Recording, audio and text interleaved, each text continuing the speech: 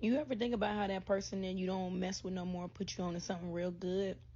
Y'all gotta go back and watch that whole video. It's really, really funny. It's really short, it's not long at all, but it's incredibly funny and incredibly true. Listen, what she basically says is, you trying to marry the guy who introduced you to the Publix honey mustard when that was all he was supposed to do, was introduce you to the Publix honey mustard.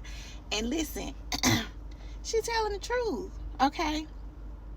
So many times, so very many times, I have had to help individuals try to realize that when it's time to move on, it's time to move on.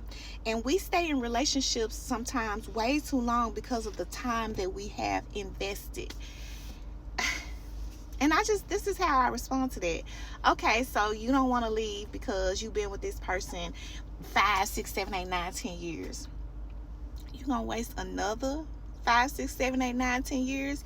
If the reason that you're staying is because you invested time, it makes no sense to waste more time with somebody that you're not happy with, or they're not happy with you, or it's an abusive relationship, or whatever the reason is that you need to get out of it. Get out of it. You didn't waste time.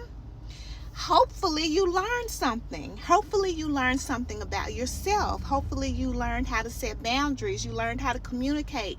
You learned how to be more in tune to another person. Hopefully you learned not to make the same mistakes. Maybe they did introduce you to new restaurants. Maybe they introduced you to finances. Maybe they taught you something. Maybe they was teaching you that you need to leave when it's time to leave. Okay? I'm Dr. Future, your favorite slightly hood therapist, and I would love for you to choose what's best for you. Have a wonderful hump day.